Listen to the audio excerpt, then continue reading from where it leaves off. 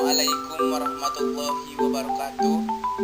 Kami dari kelompok 12 ingin menjelaskan mengenai Islam dan globalisasi.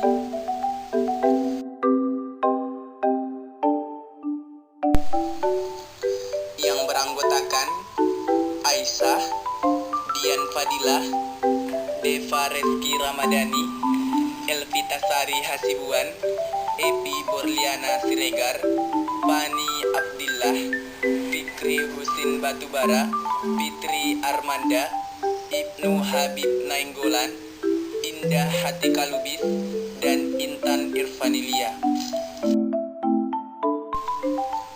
Mengenai Islam dan globalisasi, ada 6 faktor yang akan kami bahas dalam penjelasan ini. A.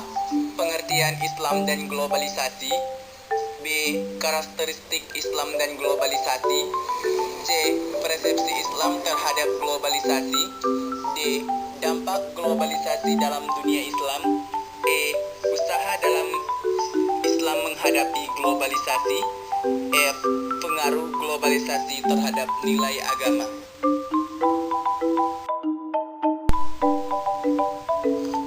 Assalamualaikum warahmatullahi wabarakatuh. Saya Dian Fadilah di sini akan menjelaskan materi tentang pengertian Islam dan globalisasi secara etimologis.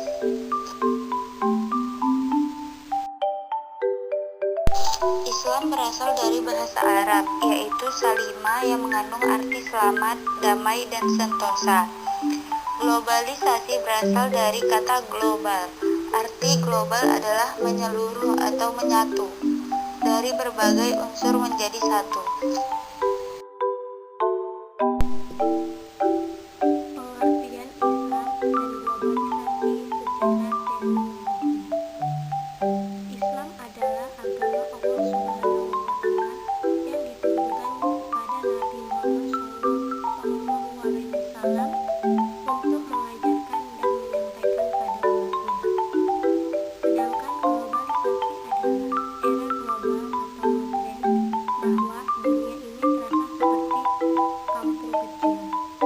Interaksi antar negara, peradaban, dan budaya semakin mudah dalam melakukannya. Proses tersebut saling mempengaruhi antara satu budaya dengan budaya lain, dengan proses yang cepat, baik budaya itu positif maupun negatif. B. Karakteristik Islam dan globalisasi. 1. Karakteristik Islam globalisasi, yaitu A. Menjanjikan keselamatan dunia dan akhirat. B. Penyerahan diri seorang muslim kepada Allah Subhanahu wa Ta'ala. C. Penyelamatan yang dijanjikan Islam dengan kesempurnaan, komprehensif, dan mendetail. D. Islam sebagai agama yang sempurna. E. Islam menjelaskan segala sesuatu yang semuanya itu untuk keselamatan manusia. F. Tidak ada satupun yang dibiarkan dan tidak diperhatikan di dalam Islam. G. Tebaran penyelamatan Islam mencakup pada seluruh alam semesta, lebih dari sekadar globalisme. Yaitu 2 karakteristik globalisasi. Yang pertama, A. Internasionalisasi, yaitu dari daerah menuju ke arah wilayah yang lebih luas. B. Liberalisasi, yaitu paham menuju arah serba bebas dan melepaskan norma-norma yang telah mapan, antara lain norma-norma agama Islam. C. Universalisasi, yaitu dunia telah menjadi dalam kesatuan, tetapi tidak ada wilayah yang melekat antara wilayah satu dengan wilayah lain, sebagai berkah untuk memajukan iptek, terutama teknologi dan informasi. D. Westernisasi, yaitu arah peradaban dari dunia timur menuju arah kultural, yaitu dunia barat, yang mencirikan sekularisme, individualisme, kapitalisme, liberalisme, dan hedonisme. E. Supraterritorialisme, yaitu ruang-ruang sosialisasi Sosialitas mulai tidak ada lagi dari jaraknya dan batas-batas wilayah. Dengan demikian, dunia adalah satu wilayah. Sekian, Assalamualaikum warahmatullahi wabarakatuh. Selanjutnya, persepsi Islam terhadap globalisasi. Globalisasi membawa kepada kecenderungan semacam homogenitas budaya. Budaya nasional berinteraksi dengan budaya kosmopolitan dan budaya lokal pun akan berdampingan dengan budaya kosmopolitan. Fenomena ini menimbulkan disparitas persepsi dari berbagai pihak karena globalisasi dipandang sebagai problem mendasar yang ikut menentukan kualitas manusia sekarang dan yang akan datang. Lalu ada beberapa pendapat dari beberapa tokoh. Yang pertama yaitu menurut Hertz dan Thomson, globalisasi adalah mitos menyoroti globalisasi dari perspektif ekonomi. Keduanya mengatakan bahwa konsep globalisasi seperti yang dikedepankan oleh pengamat ekstrim tidak lain dan tidak bukan adalah mitos belaka. Pendapat Hertz dan Thomson bukan tidak beralasan. Mereka menggunakan argumentasi sebagai berikut. Yang pertama, tatanan ekonomi yang sangat mendunia sekarang ini hanyalah bagian dari gelombang turun naik konjungtur pertumbuhan ekonomi internasional yang mulai ada sejak ekonomi yang berlandaskan pada teknologi industri yang mulai menyebar ke seluruh dunia sejak tahun 1860-an. Yang kedua, perusahaan transnasional yang murni jarang ditemukan karena perusahaan transnasional pada umumnya berbasis negara nasional dan aktivitas perdagangan dunia bertumpu pada kekuatan produksi nasional. Yang ketiga, lalu lintas modal tidak mengakibatkan berpindahnya penanaman modal dan kesempatan kerja secara besar-besaran dari negara maju ke negara berkembang. Penanaman modal asing justru banyak berpusat di negara-negara industri maju seperti Eropa, Jepang, dan Amerika. Kekuatan ekonomi negara-negara industri maju ini mampu mengatur pasar modal dan aspek ekonomi lainnya. Oleh karena itu, tidak benar bila pasar modal dunia tidak dapat diatur dan dikendalikan.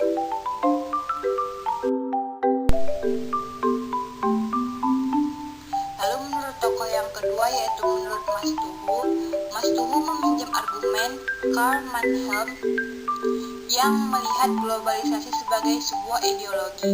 Bagi Mas Tuhu, globalisasi adalah konsep atau proses tanpa henti yang tidak bisa dibendung dan ditolak. Globalisasi menjadi sebuah keniscayaan sejarah. Sebagai proses, globalisasi akan mengalami tahapan-tahapan perkembangan yang pada tingkat tertentu mampu membentuk format sosial seluruh kehidupan manusia, baik politik, sosial, budaya, maupun ekonomi. Globalisasi sebagai ideologi adalah proyeksi kehidupan masa depan atau gejala yang akan terjadi di kemudian hari berdasarkan sistem yang dominan di dalam masyarakat. Tanda-tanda globalisasi yang diamati oleh Mas Tuhu terdiri dari 3 hal besar, yaitu yang pertama, globalisasi ditandai oleh menguatnya ruang pribadi. Yang kedua, globalisasi adalah sebuah era kompetisi. Dan yang ketiga adalah globalisasi berarti naiknya intensitas hubungan antar budaya, norma sosial, kepentingan, dan ideologi antar bangsa. Sekian dari pemaparan saya. Selanjutnya akan dibacakan oleh pemateri selanjutnya. Menurut Sahal Mahfud dan Mujib Soleh, globalisasi menurut Sahal dalam buku Haram dan Produksi Ulama di Era Globalisasi adalah sebuah sistem simbiosis yang menuntut hubungan erat antara aspek-aspek dalam kehidupan dan terprediksi tidak hanya terbatas dalam suatu wilayah atau kawasan saja, melainkan juga dalam kehidupan suatu negara dengan negara lain di dunia. Selanjutnya akan muncul konsep akulturasi, kompetensi tetapi juga kerjasama. Kompetensi semacam ini akan melahirkan pemikiran untuk mencetak sumber daya manusia yang berkualitas. Globalisasi menurut Mujib Soleh dalam Haram bukanlah sebuah masalah jika globalisasi mendukung dunia mendidikan Islam. Globalisasi yang ditandai dengan adanya alat-alat canggih seperti televisi, komputer, internet, telepon seluler, dan sebagainya justru mengukuhkan usaha memperdalam Islam, meningkatkan intensitas cita keimanan dan motivasi lembaga pendidikan Islam untuk membekali santri tidak saja dengan ilmu syariah melainkan juga dengan ilmu-ilmu lain seperti ilmu matematika dan IPA. Selanjutnya yaitu D. Dampak globalisasi dalam dunia Islam. Pertama, dampak positif. Semakin mudahnya kita memperoleh informasi dari luar, sehingga dapat membantu kita menemukan alternatif baru dalam usaha memecahkan masalah yang kita hadapi. Misalnya melalui internet, kita dapat mencari informasi dari seluruh dunia tanpa harus mengeluarkan banyak dana seperti dulu. Demikian pula dalam hal tenaga kerja, dana, maupun barang. Di bidang ekonomi, perdagangan bebas antar negara berarti makin terbukanya pasar dunia bagi produk-produk kita, baik yang berupa barang atau jasa. Selanjutnya, dampak negatif. Dampak negatif yang paling nyata adalah perbenturan nilai-nilai asing yang masuk lewat berbagai cara dengan nilai-nilai agama yang dianut oleh sebagian besar bangsa kita. Mengingat agama Islam adalah agama yang berdasarkan hukum atau syariah, maka perbenturan nilai itu akan amat terasa di bidang syariah ini.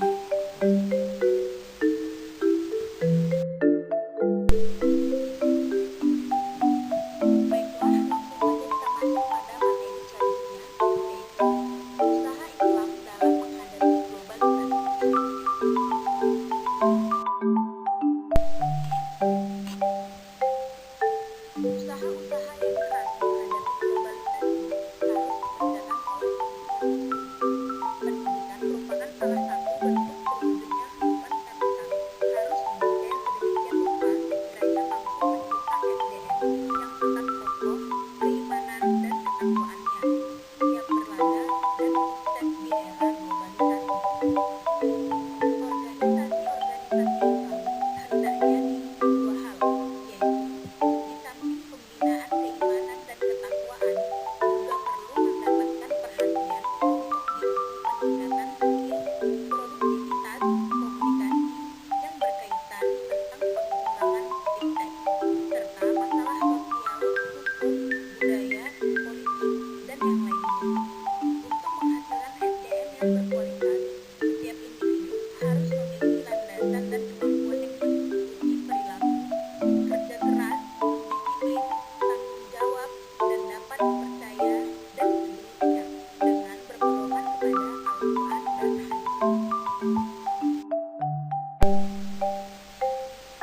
F. Pengaruh globalisasi terhadap nilai agama Islam.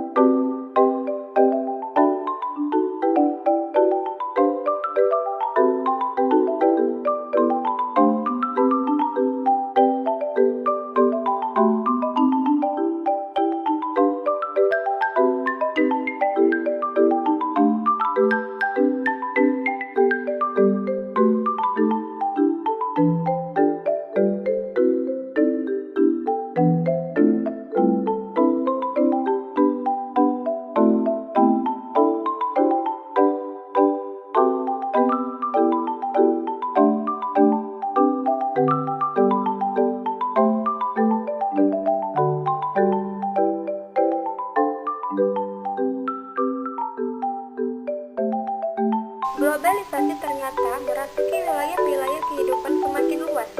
Jika selama ini globalisasi berlangsung dalam wilayah kehidupan material seperti ekonomi, budaya, dan politik, kini proses tersebut meliputi wilayah non-material seperti etika. Hal demikian paling tidak tersirat dari deklarasi yang dilampirkan Parlemen Agama-Agama Sedunia.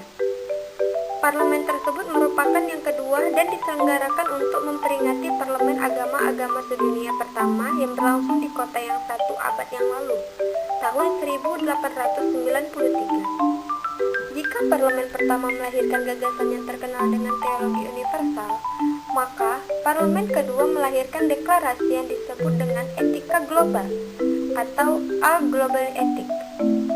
Teknologi universal lebih merupakan satu kerangka teoritis yang mengakui adanya pluralisme keagamaan dan adanya titik temu pandang agama-agama. Etika global merupakan kerangka praktis berupa paradigma etik dan moral untuk dijelmakan dalam kehidupan. Asumsi dasar dari deklarasi etika global di atas adalah bahwa dunia manusia sedang mengalami suatu krisis mendasar, yaitu krisis dalam ekonomi global, ekologi global, dan politik global. Krisis global disebut memunculkan berbagai nestapa umat manusia yang juga mengglobalkan seperti kemiskinan, kelaparan, pengangguran, kezaliman, kekerasan, penindasan, dan pembunuhan. Pangkal dari segala krisis, yaitu krisis kemanusiaan, krisis etika, kelangkaan wawasan etika, terutama di kalangan para penguasa politik dan ekonomi, telah mendorong merajalelanya perusahaan atau disebut dengan korupsi, yang secara sistematis mengarah kepada kerusakan dunia yang bersifat sistematis pula.